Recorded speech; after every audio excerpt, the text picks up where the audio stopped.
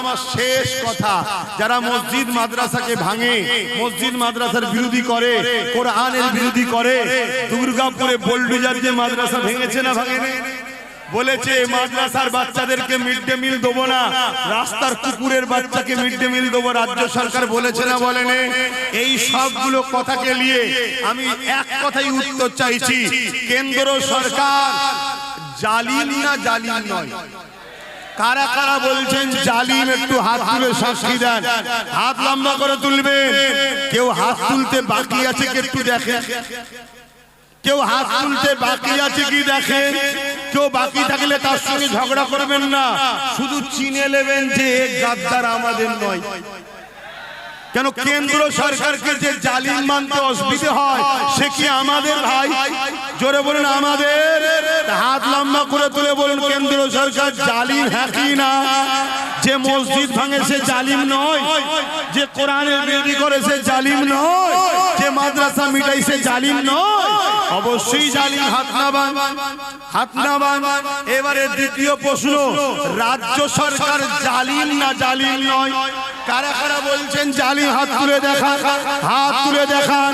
আবার একবার দেখেলেন কেউ তুলতে বাকি আছে কি, কেউ তুলতে বাকি আছে কি দেখেলেন?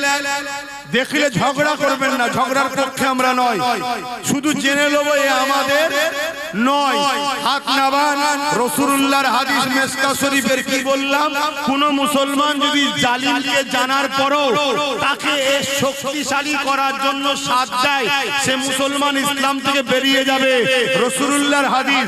কেন্দ্র সরকার জালিম, কেউ যদি ভোট দেয় শক্তিশালী করার জন্যই দিচ্ছে তো ইসলাম থেকে বেরোবে না, বেরোবে না?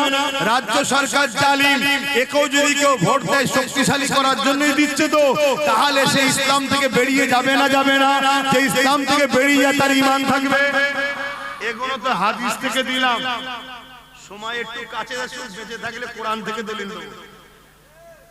ওয়াম্মা বিনিআমাতি রাব্বিকা ফাহাদি, আল্লাহ শুকরিয়া আদায় করে বলছি, এ তো হাদিস থেকে দিলাম।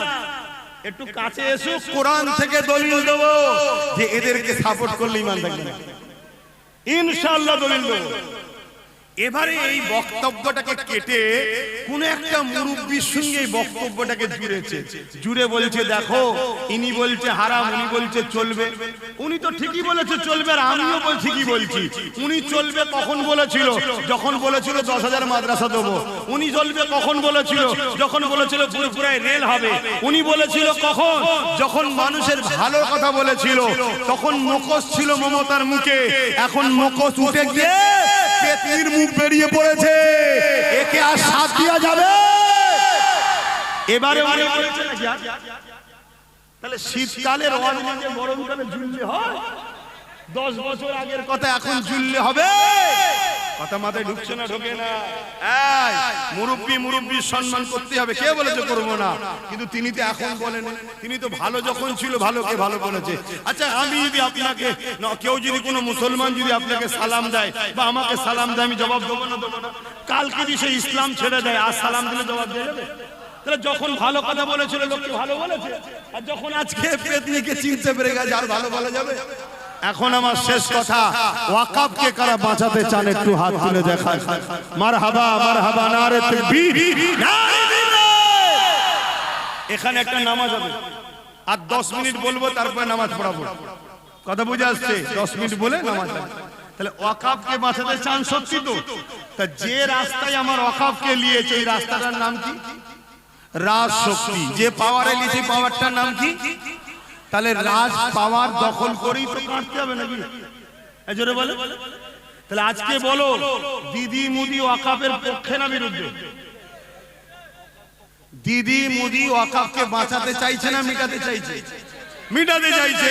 আর নওশাদ সিদ্দিকী ওয়াকাফকে বাঁচাতে চাইছে না মিটাতে চাইছে? তাই তো সুপ্রিম কোর্টে নওশাদ কেস করেছে, দিদি মুদি করেনি। তাহলে সত্যি যদি ওয়াকাফকে বাঁচাতে চান, নওশাদের হাতকে শক্ত করা দরকার আছে না নাই? হাত তুলে বলুন দরকার আছে না নাই? হাত তুলে বলুন দরকার আছে না নাই? আমি ধর্মগুরু, আমার ধর্মের পক্ষে যে থাকবে আমি তাকে সাপোর্ট করব। এটা কোনো রাজনীতির মিটিং নয়। আমি ধর্মগুরু হিসাবে, সে আমার মসজিদের জন্য কেস করছে, একজন ধর্মগুরু হিসাবে তার পক্ষে প্রচারের দরকার আছে না নাই, তাকে সাপোর্টের দরকার আছে না নাই। তাই আমি সাপোর্ট করলাম, আপনারাও সাপোর্ট করবেন। হাত তুলে দেখান করবেন, হাত তুলে দেখান করবেন। আল্লাহ কবুল করে, বলুন আমিন। তার সাথে যদি আরো 20-30টা যদি জোর দেয়, শক্তি বাড়বে না কমবে? ইনশাআল্লাহ সামনের দিন আল্লাহ চাইলে বাড়বে। তো যাই হোক, আর কথা নয়, এখন একটু ছোট্ট করে দোয়া করব।